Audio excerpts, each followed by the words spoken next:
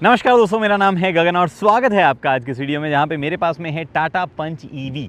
अब Tata Punch EV को जो है मैंने अच्छा खासा चला लिया है, लगभग 100 किलोमीटर। वैसे मैं 100 किलोमीटर पे कभी भी अच्छा खासा बोलता नहीं हूँ, लेकिन ईवी है और आराम से रुक रुक के ऑलमोस्ट 6-7 घंटे एक्सपीरियंस किया हमने।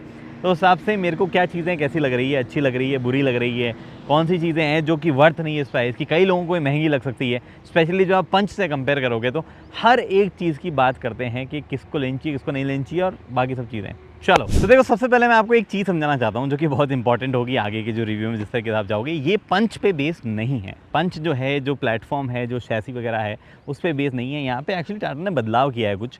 ये गाड़ी ऊपर से दिखने में भले ही पंच जैसी हो, इनफैक्ट पंच के दरवाजे हैं, पंच जैसा व्हील बेस है, काफ़ी सारी चीज़ें सेम है, बट नीचे जो प्लेटफॉर्म है वो चेंज हो गया है। एक्टी ईवी नाम का एक प्लेटफॉर्म है जिसके ऊपर अब आने वाले टाइम पे कर्व भी आएगी, हैरियर भी आएगी, सियरा भी आएगी, हो सकता है ऑल्ट्रोज भी आए। ऑल्ट्रोज मुझे लगता नहीं टाटा सीरियस है उतना लाने के लिए, बट अगर आएगी तो वो इसी प्लेटफॉर्म पे आएगी। प्लेटफॉर्म क्या, एकदम सिंपल सा सीधा सा प्लेटफॉर्म है जिसकी वजह से बैटरीज और ज़्यादा जो है उसमें लगाई जा सकती है। मॉड्यूलर प्लेटफॉर्म में बड़ा छोटा किया जा सकता है, तो सेम प्लेटफॉर्म पे अलग अलग गाड़ियाँ आ सकती है।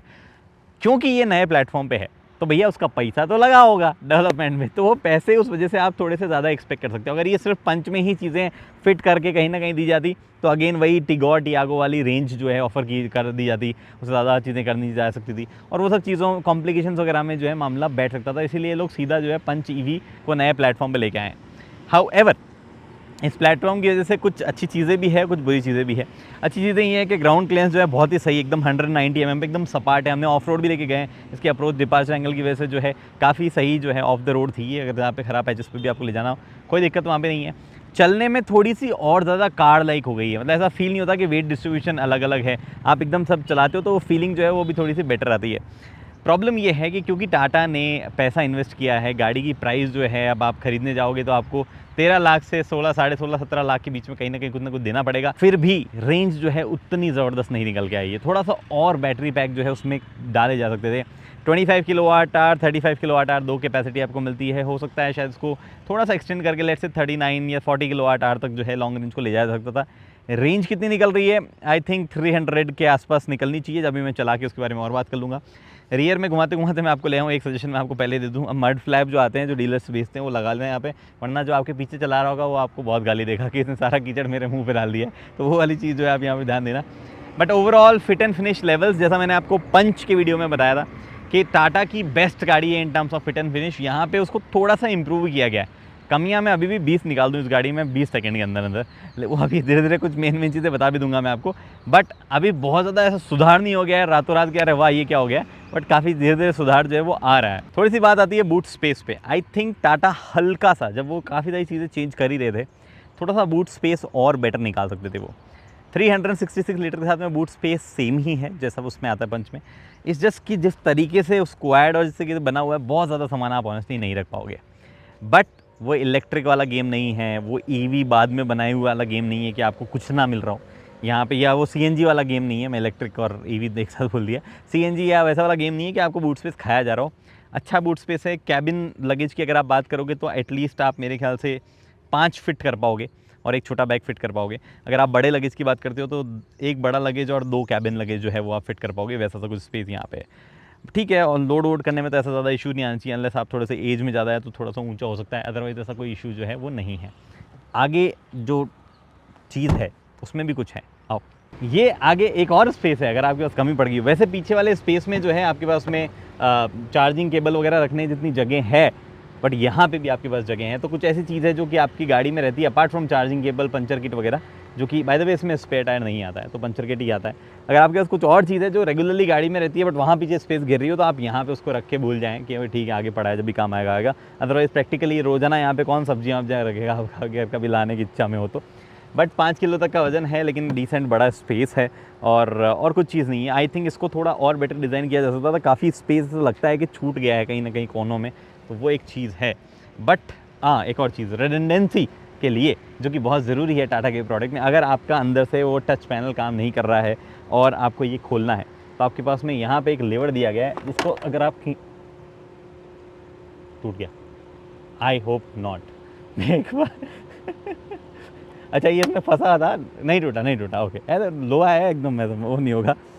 यहाँ पे आपके पास में जो है चार्जिंग खोल के आप यहाँ से जो है चार्ज कर सकते हो, जस्ट इन केस कोई प्रॉब्लम आई, जो कि कई टाटा ओनर से हमने सुना है कि कभी वोल्टेज का इशू, कभी कुछ और इशू, अगर आपकी चार्जिंग गन लॉक हो जाती है तो भी अंदर अंगुली डाल डूल के आपके पास में एक चीज़ तो है जिसको आप दबाओगे तो चार्जिंग गन का अनलॉक मामला हो जाएगा। तो वो सब चीज़ें अब यहीं दे दी गई है। This is a welcome change कि वो आगे ही आपके पास में अवेलेबल है सब कुछ करना। अदरवाइज पहले पीछे की तरफ था तो नीचे वायर वगैरह भी लटकते थे। कई लोगों ने रिपोर्ट किया है कि गाड़ी में साइड में वायर लटकते दिखते हैं, वो वायर लटकते हुए अब आपको नहीं दिखेंगे। वो जो ऑरेंज कलर का मोटा सा वायर है वो अब लटकते हुए आपको नहीं दिखेगा। 2 बड़ी screen 10.25 10.25 Android auto, Apple CarPlay दोनों स्क्रीन में आपका चलता है, कोई इशू नहीं। मज़ेदार इसमें arcade.ev करके सिस्टम भी आता है, जिसमें अगर आप बैठे हो चार्ज कर रहे हो गाड़ी में तो आप अपना हॉटस्पॉट लगाओ, इसको कनेक्ट करो और आप सब देख सकते हो इसमें, यूट्यूब, गेम खेल सकते हो। मैं कल रात को इसमें गेम भी खेल रहा था, बहुत सारी चीज़ें जो इसमें कर सकते हो। स्क्रीन वही है जो हमने नेक्सॉन में और बाकी गाड़ियों में देखी है। आपको याद होगा तो नेक्सॉन में हैंग हो रही थी, बंद हो जा रही थी, इनफैक्ट हैरियर में भी हल्के फुल्के सिमिलर इश्यूज आए थे। यहाँ पे बंद ये एक भी बार नहीं हुई है, हैंग 2 बार हो गई है। तो हैंग जो है वो वाला इशू हमारे पास अभी भी बरकरार रहा है। बीच में जो स्क्रीन दी गई है इसमें टेक्निकली नेविगेशन दिखना चाहिए, बट यहाँ पे एप्पल कारप्ले में प्रॉपर गूगल मैप्स के नेविगेशन चलाने के बावजूद यहाँ पे जो है दिखाता है एप्लीकेशन नॉट सपोर्टेड वगैरह वगैरह। बार बार एक बार चला था फिर नहीं चल रहा, तो वैसे वाले इश्यूज़ जो हैं वो आते रहें। लेकिन फीचर्स दिए गए हैं। इनफैक्ट कई ऐसी चीज़ें हैं जो कि आपको उम्मीद नहीं थी हमें भी कि शायद इसमें आएगी, जैसे 360 डिग्री कैमरा जो कि एक्चुअली काम भी डिसेंट करता है, यहाँ पे वो दिया गया है, वो यहाँ पे दिया गया है, डिसेंट काम कर रहा है। आप यहाँ देख ही पा रहे हो। अगर मतलब नाइट में भी ओकेश क्वालिटी है, ऐसा बहुत बढ़िया तो नहीं कहूँगा बट एक्सेप्टेबल लेवल क्वालिटी है। वो निसान के जो आते हैं 360 डिग्री उससे तो बहुत बेटर है, वो तो एकदम रद्दी क्वालिटी का 360 डिग्री आता है। उसको तो ऐसा करोल बाग में बेटर लग जाए, निकाल के दूसरा लगवा लेना अगर आपने गलती से निसान खरीद ली हो तो। बट एनीवे यहाँ पे और क्या चीज़ थी, स्टीयरिंग वगैरह की फील पकड़ने वगैरह में बढ़िया है। एर्गोनॉमिकली भी गाड़ी सॉर्टेड सी है। कुछ एक इशू है इस इंडिकेटर और ये स्टॉक वगैरह के बारे में, इसके बारे में मैं अभी आगे बात करूँगा। बट गाड़ी में जो है यहाँ पे आता है एक और चीज़ जिसके बारे में कंट्रोवर्शियल चीज़ जो है वो एक और यहाँ पे है, ये टच पैनल इसी का। मुझे कुछ प्रॉब्लम है इस पैनल से ऑनेस्टली। 4-5 बटन से जो इससे निकाल देने चाहिए। सबसे पहले ये चार्जिंग गन अगर आपकी फंस जाए तो निकालने वाला, ये हैजार्ड लैम्प जो है ये यहाँ से हटा देना चाहिए, फॉग लैम्प वाला बटन जो है वो यहाँ से हटा देना चाहिए। ये सब फिजिकल होने चाहिए, टैक्टाइल फीडबैक, टच करूँ तो फील आए कुछ। ये जो कॉन्सेप्ट है जिसने भी टाटा को चिपकाया है इट्स गुड, बट कुछ बटन अभी भी आपको फिजिकल छोड़ने चाहिए थे। टच स्क्रीन ले लो, एसी पैनल ले लो, एक भी बटन नहीं है जो मैं प्रेस कर पाऊँ स्टीयरिंग व्हील पे जो बटन है उसके अलावा। And this is not a good sign, specially coming from a brand जिनके इलेक्ट्रॉनिक्स अभी भी उतनी स्ट्रॉन्ग पॉइंट नहीं है। बट एनीवे ऐसे ही दिए गए हैं। अभी तक फॉर्चुनेटली हैंग वैंग कुछ नहीं हुआ है इसमें, जैसे कि हमारे साथ में नेक्सॉन और हैरियर के टाइम पे हुआ था, वैसा यहाँ कुछ हुआ नहीं है, तो वो टचवुड एक अच्छी बात है। और बाकी 360 डिग्री कैमरा, लॉक अनलॉक भी इसमें दिया है यार। वैसे लॉक अनलॉक आप यहाँ से भी कर सकते हो, इसको ऐसे अंदर प्रेस करके भी कर सकते हो। बट यहाँ पे एक और चीज़ है, अगर आपको सामने वाला जो गन है चार्जिंग मतलब चार्ज लगानी है तो उसको भी अनलॉक करना है तो वो भी बटन यहाँ पर दिया गया है। फिर चीज़ें आती है कुछ जो कि टॉप एंड वेरिएंट में ये sorry not top and but standard version variant में नहीं आएगी। वो है ये वाला सेंटर कंसोल जो आप यहाँ पे देख पा रहे हो। ये सेंटर कंसोल से रिलेटेड काफ़ी सारी चीज़ें जो हैं वो लोअर वेरिएंट में नहीं आएगी। No sorry again lower variant नहीं, लोअर रेंज वाले मॉडल में नहीं आएगी। जो चाहे कोई भी ट्रिम ले लो आप, अगर आप higher range LR long range ले रहे हो तो ये डुअल शेप नॉब हुआ, यहाँ पे इलेक्ट्रॉनिक पार्किंग ब्रेक हुआ, ऑटो होल्ड फंक्शन हुआ, गाड़ी में हिल होल्ड फंक्शन हुआ, या फिर गाड़ी में हिल डिसेंट फंक्शन हुआ, ये सब आपको बड़ी बैटरी पैक के साथ ही मिलेंगे। अब इसमें प्रॉब्लम कुछ नहीं है, ऑब्वियसली फीचर्स है, आने नहीं आने उस पर सब है, 4 डिस्क ब्रेक इंक्लूडेड। बट जो हिल होल्ड फीचर है वो एक काम का चीज़ है, इस वाली गाड़ी में तो वो ठीक काम करता है।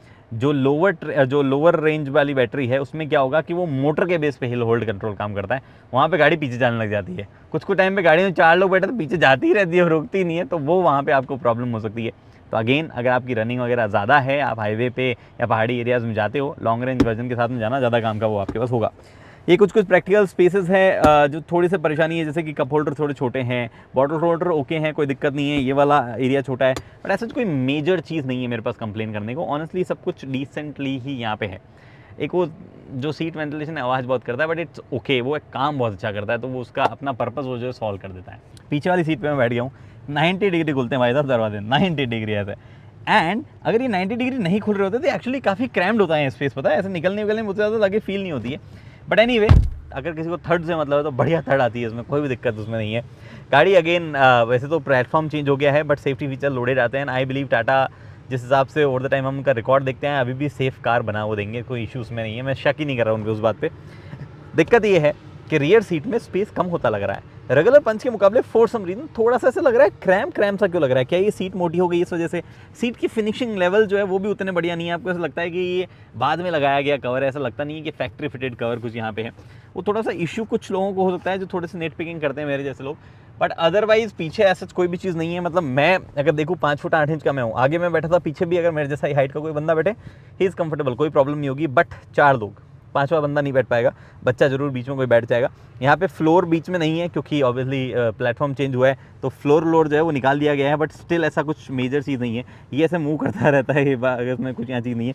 फ़ोन रखने की जगह आपको दी गई है और नीचे ऐसा लगता है कि कुछ चीज़ होनी चाहिए थी बट वो चीज़ दी नहीं गई है, कहाँ गायब हो गई है, ऐसी फीलिंग सी आती है। तो टॉप एंड है, बट एक तो यहाँ पे एक आगे थोड़ा सा खाली प्लास्टिक पैनल से लगते हैं कि अरे फीचर मिसिंग क्या है। टॉप एंड में तो सारे फीचर होने चाहिए, तो वो थोड़े से प्लास्टिक पार्ट चेंज नहीं किए गए हैं। पार्ट शेयरिंग टाटा बहुत करता है। इनफैक्ट कई लोगों ने जो फर्स्ट वाला वीडियो डालता उसमें बोला उन्होंने, अरे ये सब सेम गाड़ियाँ सेम सी क्यों लग रही है, which is a problem with many manufacturer. अगर आप आज देखोगे तो ऑडी, BMW सबकी गाड़ियाँ कहीं ना कहीं सिमिलर सी लगने लगी है। Big problem. बहुत ही कम मैन्युफैक्चरर जो अपनी गाड़ियों में डिस्टिंग्विशिंग फैक्टर डाल रहे हैं, तो होना चाहिए। लेकिन वो कप होल्डर वगैरह नहीं मिलते हैं, आमरेस्ट जरूर आपको मिलता है, 60-40 स्प्लिट आपको नहीं मिलता है, लेकिन आपको फोल्डिंग जो है सिस्टम मिल जाता है। और कुछ चीज़ यहाँ पे एक बड़ी मिसिंग चीज़ जो है यहाँ पे वो है कि यहाँ पे कोई भी लाइट, कोई भी लैंप जो है वो नहीं दिया गया। आई डोंट नो टाटा ने कैसे मिस किया, दोनों तरफ नहीं, it's actually very big miss. जो एकमात्र लैंप है वो वहाँ आगे है, तो वो रात में काफ़ी प्रॉब्लमेटिक चीज़ हो सकती है। एक लैंप यहाँ ज़रूर देना चाहिए था आगे। तो उसके अलावा आइसोफिक्स स्टाइल माउंट दिए जाते हैं, अच्छी बात है। 3 पॉइंटर सीट बेल्ट तीनों पैसेंजर्स को मिलते हैं प्रॉपर, तो उसमें भी अच्छी बात है, कोई भी इशू नहीं है। 3 हेडरेस्ट नहीं मिलते हैं बट 3 पॉइंटर सीट बेल्ट मिलते हैं।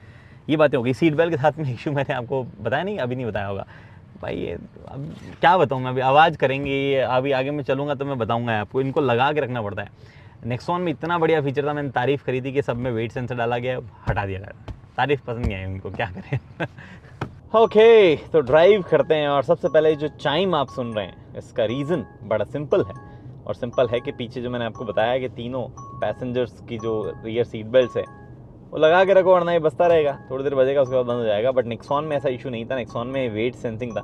मैंने एक्चुअली उसकी तारीफ़ करते हुए एक रील बनाई थी कि वाह क्या फ़ीचर दिया है, फिर बाद में पता चला कि टाटा ने इसमें निकाल दिया। एनीवे, तो निकालने का कोई लॉजिक औचित्य नहीं था, कॉस्ट कटिंग ही कहा जाएगा इसको, बट एनीवे। तो यहाँ पे भैया सीन क्या है कि एक बार हाँ हो गया, चलो बंद। हाँ, यहाँ पे सीन क्या है, सबसे पहली चीज़ ये कि टिपिकल अर्गोनॉमिकल इशू, ये इंडिकेटर स्टॉक जो है थोड़ा सा ऊंचा, थोड़ा सा आगे है, मतलब रीच करने में। ये जो बटन है दोनों की तरफ ये दब रहे हैं। आई डोंट नो ये कब सही होगा, हो जाना चाहिए। हमने 3-4 गाड़ियों में लगातार सिमिलर कंप्लेन कर दी है। अगर कोई जेन्युइनली टाटा मोटर्स में बैठ के वीडियोस देखता है तो मुझे फ़ोन करके बोलना कि भाई हमने देखा है आपकी वीडियोस, आपने इसको 2-3 बार क्रिटिसाइज़ किया है, we are working on it और we are not working on it. ये एकदम सही है, जैसा भी आपकी जो भी इच्छा हो बताना भाई। ये जेन्युइनली, मतलब मैं जितनी बार कभी टर्न कर रहा हूँ, कभी क्या कर रहा हूँ, दब जाता है ये कॉल वाला बटन, कभी इधर आता है प्रॉम्प्ट, कभी इधर प्रॉम्प्ट आ जाता है, और इधर ही तो क्रूज़ कंट्रोल चालू हो जाता है। एनीवे, उसके बाद में ये अर्गोनॉमिकल इशू सारी गाड़ियों में, ये तो चलो स्टेटिंग नया है, ये तो सारी गाड़ियों में आपका पहले से आता है, तो वो भी एक इशू थोड़ा सा है। उसके अलावा एर्गोनॉमिकल एज कोई भी बड़ा इशू नज़र नहीं आता है। अगर आप मतलब आपकी हाइट वाइट थोड़ा सा ये हो सकता है टच करे corner, but it's not a major issue जैसा हैरियर वैरियर में देखने को मिला था। मैं इन 2 बड़े बड़े टाटा ट्रक के बीच में क्या कर रहा हूँ, मैं बाहर निकाल दूँ, अरे इतना तेज़ आवाज़ आई, व्हील स्पिन मार गया भाई, इट्स वेरी पावरफुल। एनीवे, 2 बड़े बड़े टाटा ट्रक्स के बीच में से मैं बाहर निकला। I don't know Tata truck थे भी थे नहीं थे, आई थिंक एक तो भारत बेंस है, एक टाटा जरूर होगा। तो यहाँ पे भैया मैं चला रहा हूँ long range version, which is 120 bhp और 190 न्यूटन मीटर टॉर्क। जो लो रेंज वर्जन है या जो स्टैंडर्ड रेंज वर्जन है या नॉर्मल रेंज वर्जन है, उसमें आपको 80 bhp और 114 Nm का टॉर्क जो है मिलेगा, जो कि जो रेगुलर पंच है उससे कम है। ऑल्सो ये थोड़ी सी भारी भी है, बट क्योंकि यहाँ टॉर्क 0 से मिल रहा है तो आपको उतना स्लो फील यहाँ पे नहीं होने वाला है। स्लोनेस और फास्टनेस की बात करें तो 0 to 100 इसमें 9.5 सेकंड समथिंग और उसमें 13.5 सेकंड समथिंग होगा। तो मेरा सजेशन टिपिकली ये है कि अगर आप उन लोगों में से हैं जो दिन में 150 किलोमीटर तो चलते ही चलते हैं, या अगर आप उन लोगों में से हैं जो हाईवे प्लस सिटी वाले यूजर्स में आते ही आते हैं, तो आप प्लीज़ लॉन्ग रेंज वर्जन के साथ में जाइएगा, स्टैंडर्ड वाले के साथ में मत जाइएगा। स्टैंडर्ड वाला ज़्यादा लोगों के लिए सेंसिबल उनके लिए होगा जिनकी रनिंग कम है या जो मोस्टली सिर्फ सिटी में ही चलाते रहते हैं, उनके ज़रूर वो काम की चीज़ यहाँ पे हो सकती है। Anyway, Android auto Apple CarPlay यहाँ मिरर होना चाहिए, बट हो नहीं रहा है मिरर। फॉर सम रीजन बोल रहा है selected application does not support map you, जबकि गूगल मैप से यहाँ आना चाहिए टेक्निकली। आई डोंट नो मतलब क्यों दिखा रहा है। अदरवाइज चलाने में जो है कंफर्टेबल है, मतलब आप किसी भी ड्राइव मोड वगैरह में, जैसे अभी मैं स्पोर्ट मोड में डाल देता हूँ। स्पोर्ट मोड में था क्या? ओके, तभी वो ट्रैक्शन एकदम मतलब छोड़ के बाहर आ रहा था। तो ट्रैक्शन मोड जो है वो ट्रैक्शन क्या देख रहे हो आप, लिटरली फील है इसमें। आप जब ये स्पोर्ट मोड में या सिटी मोड वगैरह में भी चलाते हो तो भी फील है। सिटी, स्पोर्ट, इकोनॉमी, तीनों मोड में एक डिफरेंस ये भी कि स्टीयरिंग में हल्का सा वजन आ जाता है। बट अगर आप इकोनॉमी ड्राइव मोड पे भी चला रहे हो, जो कि गाड़ी बोल रही है कि हाँ इकोनॉमी ड्राइव मोड, अगर आप इकोनॉमी मोड पे भी चला रहे हो तो एक्सेलरेशन स्लो है, बट ऐसा नहीं है कि आप स्पीड में कुछ रेस्ट्रिक्शन आ रहे हैं। स्पीड जो है बढ़ती जा रही है 120 तक मैं जा सकता हूँ। तो 120 में इकोनॉमी में भी पहुँच गया हूँ, तो वो वाली चीज़ है ही नहीं। अब वार्निंग आ गया over speeding please slow down. तो ये एक बढ़िया चीज़ के बारे में है कि आपको ये रेस्ट्रिक्ट नहीं करी कि अब आप इकोनॉमी मोड पे 70 जा सकते हो, something like that, which is a good part. और सही एक्सप्लोरेशन है। थोड़ा सा लेवल 3 जब आप रीजनरेशन पे आते हो तो I think economy drive mode is the mode जहाँ पे आपका थोड़ा सा पेडल एकदम सॉफ्ट मतलब प्यार से चलता है। अदरवाइज क्या हो, मान लो जैसे स्पोर्ट मोड में आप यहाँ पे आ गए तो क्या होता है, आपका हिसाब बैठता ही नहीं है। आप ऐसे अगर जैसे मान लो स्पोर्ट मोड पे और आप 50 पे क्रूज करना चाह रहे हो, बड़ा मुश्किल हो जाता है वो क्रूज। आप मतलब पेडल पूरा दबा, आप हल्का सा दबाते हो तो 50 से आगे चलने लग जाती है, छोड़ते हो तो रीजनरेशन की वजह से वापस आने लग जाता है। तो या तो रीजनरेशन को लेवल 1 पे लाओ या फिर आप जो इकोनॉमी मोड पे चलो। तो आई थिंक ये थोड़ा सा कैलिब्रेशन जो है, जिस तरीके से थ्रॉटल दबता होता है, उसको थोड़ा सा सॉर्टेड किया जाना चाहिए। लेकिन आमतौर पे जो इंसान है जो कि ज़्यादा इतना नेट पिकिंग नहीं करता है, वो इतना ज़्यादा नहीं सोचेगा।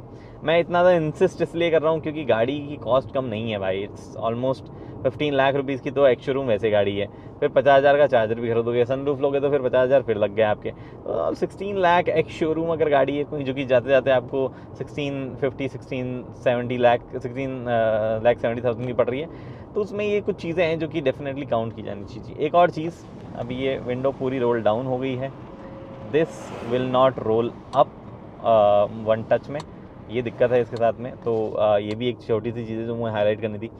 उसके बाद में बात आई ब्रेकिंग वगैरह की, वो फॉर्चुनेटली ठीक काम कर रहा है। हाई स्पीड पे भी मनोवर वगैरह करने में भी और ओवरऑल फील में भी बढ़िया। हालांकि ब्रेकिंग थोड़ा सा ऐसा लगता है कि गाड़ी की ब्रेकिंग और बेटर हो सकती थी, गाड़ी साथ लेट रुकती है, वो फीलिंग तो डेफिनेटली आती है।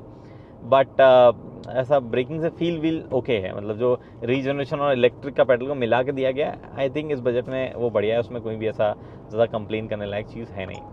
राइड क्वालिटी भी अच्छी है। ख़राब सड़कों पे अगर आपको जाना हो, चाहे आप ओवरऑल जिस तरीके से मतलब इंडिया की रोड कंडीशंस वगैरह है, राइड क्वालिटी बढ़िया है। इनफैक्ट ग्राउंड क्लियरेंस वगैरह बढ़िया है। हमने ऑफ रोड भी इसको चलाया है, टाटा नहीं चलवाया था।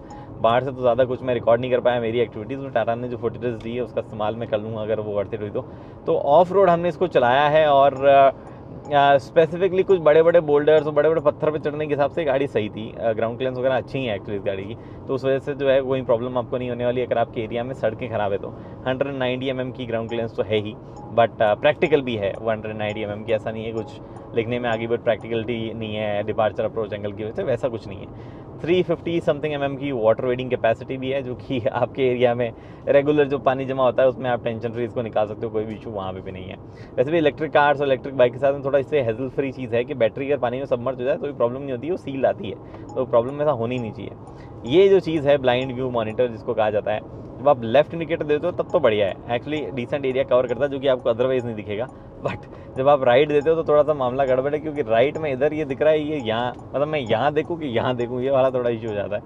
But still it's given, so it's good, उसमें कोई इशू जो है कुछ नहीं है। और क्या चीज़ रह गई जो मुझे बतानी थी। सीट कंफर्टेबल है, जो सीट के जो वेंटिलेशन है भाई बहुत लाउड आवाज़ करता है, बट सही है, कोई इशू ऐसा जिसमें भी नहीं है। अगेन जो लोवेस्ट वेरिएंट है, लोअर वेरिएंट है, आई स्ट्रांगली रिकमेंड कि आप जो सबसे लोअर वेरिएंट है वो प्लीज़ ना खरीदें। टाटा बेच भी रहा है तो ना खरीदें, उसमें कुछ चीज़ें हैं जो कि वर्थ इट नहीं लगती है। और फिर 50-60 हज़ार ऊपर देखिए जो नेक्स्ट वेरिएंट आता है वो बहुत काम का लगने लग जाता है। स्पेशली उसमें ये वाला जो है ऑटो, ये डे नाइट वाला नहीं आता भाई, इसमें तो चलो ऑटो नहीं आता, उसमें डे नाइट भी नहीं आता है, उसमें आपको बस ऐसे नॉर्मल रखना पड़ता है, आपको एडजस्ट करना पड़ेगा, तो वो तो प्लीज़ ना खरीदें, उसमें कोई लॉजिक ही नहीं है खरीदने का। तो ये एक मेरी रिकमेंडेशन यहाँ पे एक और है आपको। और क्या ड्राइव करते हो क्या बात कर सकते हैं, braking could have been better I think, थोड़ी सी काम तो किया जा सकता था। हालांकि 4 डिस्क दिए गए हैं, जो जिसमें 2 ही डिस्क आते हैं वो कैसे बिहेव करेगा आई डोंट नो। वो थोड़ा सा और डिफरेंट बिहेव करना चाहिए, वो हमें चलाने को नहीं मिला है जो स्टैंडर्ड रेंज वाला है वो। अदरवाइज जो लॉन्ग रेंज है उसमें तो जो है, अब जैसे मान लो मेरे को देखो ये ना ये 70 अभी तो क्या है डाउन हिल जा रही है तो थोड़ा ईजी है मेंटेन करना। लेट्स से मुझे 79 मेंटेन करनी है, मैंने कुछ भी ऐसा एक्सेलरेशन ज़्यादा प्रेस नहीं किया। अपहिल या नॉर्मल स्लोप पे ना प्रॉब्लम आती है, आप मेंटेन स्पीड करना मुश्किल होता है। फिर आपको क्या करना है, क्रूज़ कंट्रोल वहाँ पे काम आता है कि भैया लो ये क्रूज़ कंट्रोल लगाया मैंने 61 पे तो चलता रहता है, जैसे जो भी करना है यू वर्क अकॉर्डिंगली, और गाड़ी जो है वैसे काम करने लग जाती है। रेंज वगैरह की बात कर लेते हैं। आई थिंक प्रैक्टिकली 280 किलोमीटर या 200 मतलब लेट्स से 280 किलोमीटर के आसपास रफली मान लो ये चलेगी। मैं बात करूँ 2 लोग गाड़ी में बैठे हैं, एसी चालू है, उस हिसाब से रनिंग की बात करूँ, और मिक्स सिटी हाईवे दोनों का मिक्स, या mostly city let's say 70% city 30% highway, मैं उस सिचुएशन की बात कर रहा हूँ। ठीक है, मुझे नीचे उतरना ऊपर जाना I don't know I think नीचे उतरना था। अगर आप बात करते हो मोस्टली सिटीज़ वगैरह में चलने की तो may be it can go little up. अगर आप सिर्फ हाईवे पे चलते हो तो 250 नहीं पहुंचेगी ये गाड़ी, ये मुझे लगता है। आप उन लोगों में से हो जो 60 पे चलाते रहते हो हाईवे पे, स्पीड एकदम कोने पे लगा। मैंने देखा कहीं नेक्सॉन ऑनर लगा लेते हैं साइड में 60 पे, धीरे धीरे चलते रहते हैं और बोलते रहते हैं हमारे को तो 300 की रेंज आती है, वहाँ को तो 500 की रेंज आती है, कुछ भी बोलते रहते हैं। देखो भाई, आपको काउंट नहीं किया जा सकता है, आपको सिर्फ रेंज निकालने के मकसद से ही गाड़ी चलाने तो बात अलग है, बट अगर आप जेन्युइनली रेगुलर इंसानों की तरह गाड़ी चलाओगे हाईवे पे तो फिर आपको रेंज जो है जो मिलेगी, मैं उसकी यहाँ पे बात कर सकता हूँ। उसके बाद में क्या बात रही, उसके बाद में बात रही रेंज की, हमने बात कर दी। I think range Tata motor, देखो मैं क्या मेरा लॉजिक क्या है वो मैं बताता हूँ, कंक्लूजन में बताता हूँ आपको मेरा लॉजिक। ये गाड़ी में पावर है भाई, और फॉर्चुनेटली ट्रैक्शन कंट्रोल वगैरह ESP वगैरह बेस वेरिएंट से दिए गए हैं तो वो सही काम करते हैं। बट एनीवे मेरा लॉजिक सुनो आप। तो भैया हमने गाड़ी को ढंग से चलाया ना, ढंग से, मैं इस पर लिख देता हूँ मालिक मुझे नहला दो टाटा वाले अपने आप नहला लेंगे। बात ये कंक्लूजन में जहाँ पे मैं बोल रहा था क्या कहना चाह रहा हूँ, देखो मेरा लॉजिक ये, आपने प्लेटफॉर्म चेंज किया, कॉस्ट बढ़िया, आई अंडरस्टैंड, आपने फीचर डाले, कॉस्ट बढ़िया, आई अंडरस्टैंड, थोड़ा सा बैटरी पैक भी ज़्यादा बड़ा है टिगोर और टियागो के मुकाबले, आई अंडरस्टैंड। प्रॉब्लम इज़ कि जब मैं 17 लाख रुपए देता हूँ तो मैं उम्मीद करता हूँ कि फिट एंड फिनिश लेवल्स भी एकदम टॉप नॉच मिलेंगे। मैं उम्मीद करता हूँ मुझे रेंज ऐसी मिलेगी जो 350 किलोमीटर तो नहीं, लेकिन 300 किलोमीटर किसी भी हाल में मुझे मिल जाएगी। वो दोनों चीज़ें यहाँ पे पॉसिबल नहीं हो पाती है। आई थिंक जो बेस्ट वेरिएंट आप ले सकते हो वो आप एडवेंचर तक जो है सीमित रहना, वो एक बेस्ट वेरिएंट होगा। लॉन्ग रेंज शॉर्ट रेंज आप डिसाइड कर सकते हो। अगर आपको फुल फीचर लोडेड सब कुछ ऐसा बहुत ज़्यादा पसंद आ रहा है, आई थिंक एक बार आपको सोचना चाहिए कि थोड़े से एक्स्ट्रा पैसे देने पर आपको XUV 400 मिल रहा है, इसमें स्पेस भी ज़्यादा है, बड़ी गाड़ी है, सब कुछ ज़्यादा मिल रहा है वहाँ पे। फिर थोड़े से एक्स्ट्रा पैसे देने पर आपको नेक्सॉन का भी कोई वेरिएंट मिल जाएगा। ये साइकिल चलता रहेगा, but still is not the best value for money variant which you can buy अगर आप टॉप एंड में देखोगे तो। बट आपको अपने हिसाब से आप जज कर सकते हो। अगर कुछ बाकी रह गया हो तो मुझे बता दीजिए। अगली वीडियो दोस्तों हेलमेट पहनिए, सीट बेल्ट पहनिए, सुरक्षित चलिए। धन्यवाद।